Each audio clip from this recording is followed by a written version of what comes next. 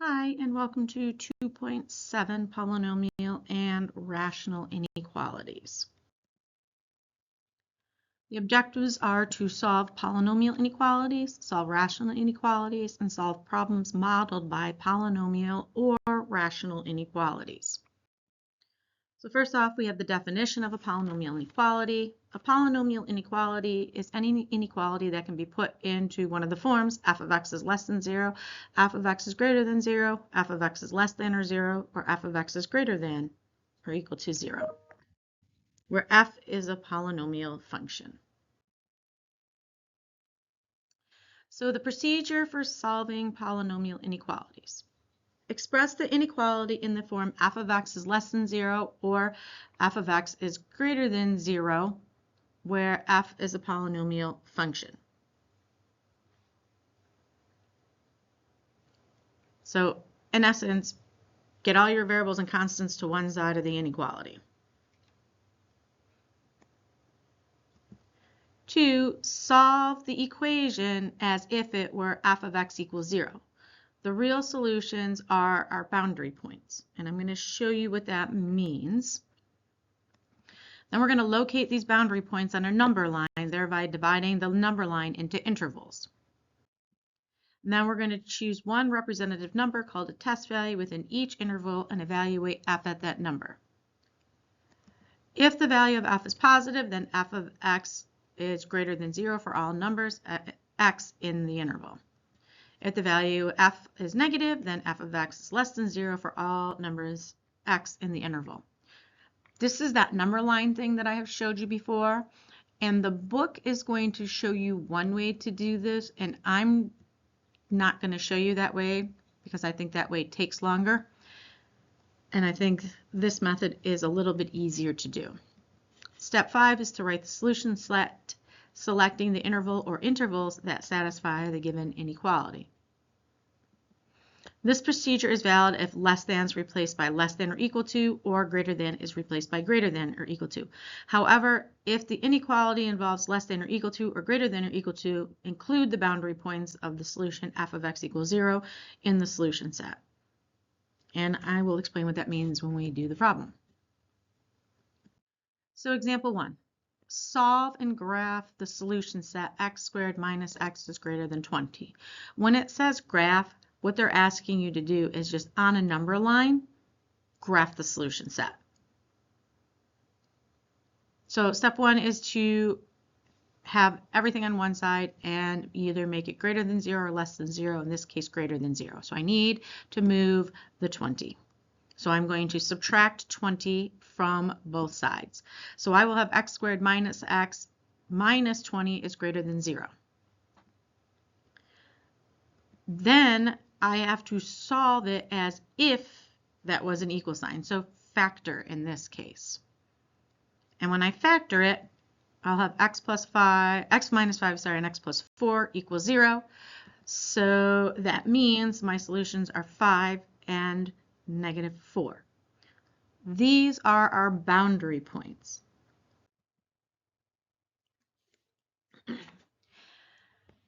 So what we're going to be looking for is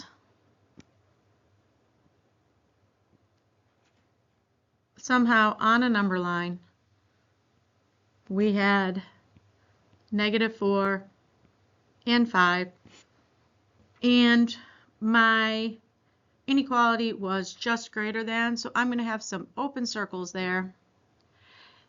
And I had a greater than 0, so I'm looking for all my positive values when it's greater than 0, or greater than, I have 20 there, I meant to say 0, because when we solved it was greater than 0. So we're looking for positives. So let's get started. So this is where I'm going to create my number lines, one for each factor. So my first factor was x minus 5. My second factor was x plus 4. And those two were being multiplied together, so my third line is going to be x minus 5, x plus 4.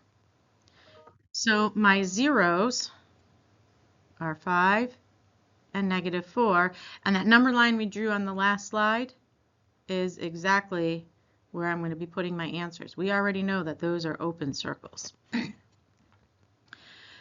If I choose a number less than 5 and I put it in for x with my first number line, everything to the left of 5 will be negative. Everything to the right of 5 will be positive. If I choose a number less than 4 for my second line, less than negative 4, it will be negative. If I put anything bigger than negative 4 in, it will be positive. So now I'm going to take my two lines and I'm going to multiply them together because my factors are being multiplied. So a negative times a negative is a positive, and a negative times a positive is a negative, and a positive times a positive is a positive.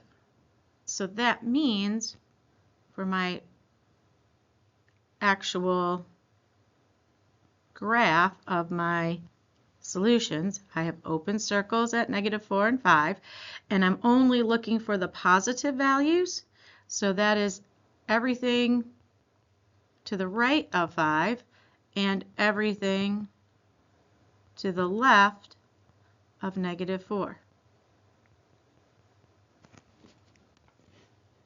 So that's my answer graphed on the number line. Now, to write that as a solution set, I'll redraw it here for you.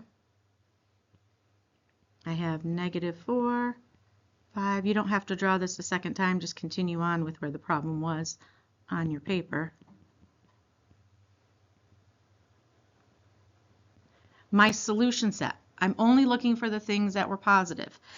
So from negative infinity to negative 4, I'm not including 4 because that's an open circle, union 5 to infinity. Again, I'm not using the 5 because it is not included. So this is your solution set.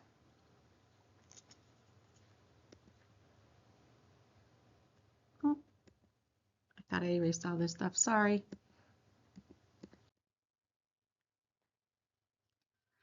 So the definition of a rational inequality is any inequality that can be put into one of the forms. F of x is less than 0, f of x is greater than 0, f of x is less than or equal to 0, or f of x is greater than or equal to 0, or f is a rational function, which means we have a fraction. So we're going to solve and graph the solution set of 2x over x plus 1. First thing we have to do is make it so that this is greater than or equal to 0, because I've got to move my 1 over to the other side. So I subtract 1. Then I have to find a common denominator, because every time I have a fraction and I need to add or subtract, I have to find a common denominator. And when I do that, it will eventually simplify to x minus 1 over x plus 1 is greater than or equal to 0. This piece here is equivalent to the original function, and that's what I'm working with when I actually go to solve it.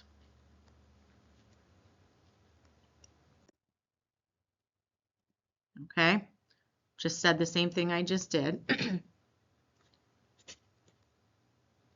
So now we're going to look at just the numerator and the denominator and find our zeros. This one should be a negative 1. Okay, there was a typo there. Plus 1, maybe minus 1. These are going to be our boundary points, but this inequality is greater than or equal to 0. So this time it can be equal to 0, except we have to be careful of that denominator. That denominator cannot be equal to 0. So again, that should be a -1 there. So that means wherever the denominator is 0, it's actually undefined. So it can't be equal to at that point. So that's something we have to think about when we go to write our final solution.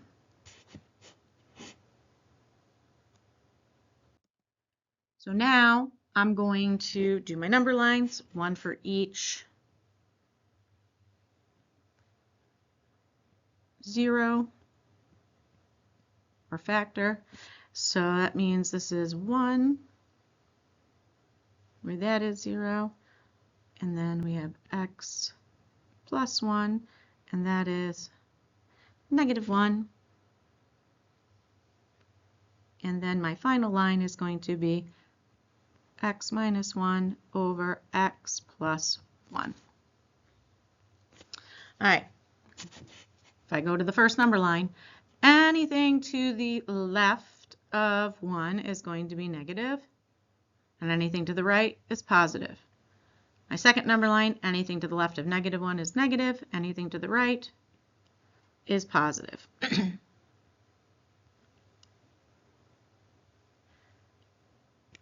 So then, looking at my number lines here, a negative divided by a negative is a positive.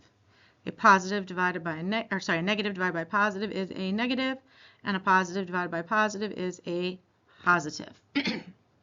So for this one, I'm looking for, we said, greater than or equal to 0. So we're looking for our positive values. But we need to be careful because we can include some points and not others. I can have zeros in the numerator, but I cannot have zeros in the denominator. So that means at -1, I have to have an open circle, but at +1, I have to have a closed circle. So my number line graph is going to look like this. And I'm looking for all my positive values. So again, I'm going to go to the right of 1 and to the left of -1.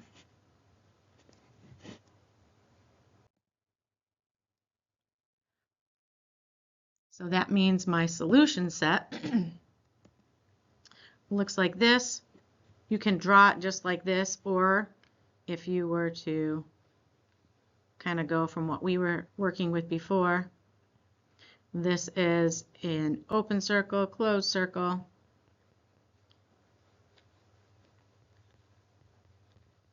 The book tends to use the parentheses and brackets, which is perfectly fine. But this is our actual solution set in writing. That should be a -1 here. That is a typo. They don't like that -1. So that should be a -1. So my solution set is -infinity to -1 union, that's a bracket, 1 to infinity, because 1 is included in the solution set. All right, last problem here. The position function for a free-falling object near Earth's surface. An object that is falling or vertically projected into the air has a height above the ground, s of t, in feet given by s of t equals -16 squared plus v sub 0 t times s sub 0, where v sub 0 is the original velocity, or the initial velocity, of an object in feet per second. T is the time that the object is in motion in seconds, and s of 0 is the original height, or the initial height, of the object in feet. You'll also see s of 0 called the position, because s of t is our position function. So, in this circumstance, an object is propelled straight up from the ground level with the initial velocity of 80 feet per second. Its height at the time t is modeled by s of t equals -16 t squared plus 80t, because 80 is the velocity. where the height s of t is measured in feet and the time t is measured in seconds. And which time interval will the object be more than 64 feet above the ground? So we're going to solve this inequality when it's greater than 64 feet, because that's our position. So I'm going to subtract 64, and then I need to factor this. Look at it as an equal sign, an equation. Factor out the negative 16, and then I have t squared minus 5t plus 4. And when I factor that, that would be t minus 1 and t minus 4, because factors of 4 to add up to negative 5 are negative 4 and negative 1. So t is equal to 1 or 4. So those are our boundary values. So we will see on the number line that we must test our intervals here. And this is what our intervals are going to be. But because we have a greater than 0, 1 and 4 cannot be included in my solution. And again, we're looking for positive values. So let's look at our number lines. And negative 16 was part of our factors. And I find this is helpful if you keep that constant there so that we don't get our signs wrong. Because if we were actually substituting values into the function, that negative 16 would be part of the equation. All right. When you have a constant, there is no 0, because a constant's never equal to 0. So whatever the sign of the constant is the sign all the way across the line. Since 16 is negative, it's always negative. If 16 were positive, it would always be positive. My 0 is at 4, so anything to the left of 4 would be negative. Anything to the right is positive. My 0 for the next line is 1. Anything to the left is negative. Anything to the right is positive. So I have 1. And I have 4. If I separate my lines, if I have negative times a negative times a negative, I will have a negative. If I have a negative times a negative times a positive, I will have a positive. If I have a negative times a positive times a positive, I will have a negative. In this case, we were looking for greater than 0.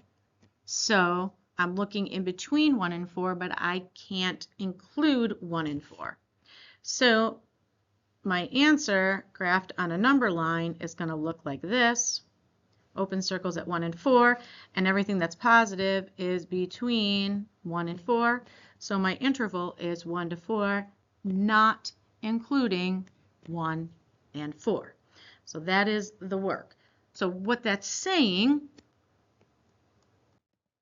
is the object will be more than 64 feet above the ground between 1 and 4 seconds, excluding t equaling 1 and t equaling 4. So anything between 1 and 4 without 1 or 4, our object would be more than 64 feet above the ground.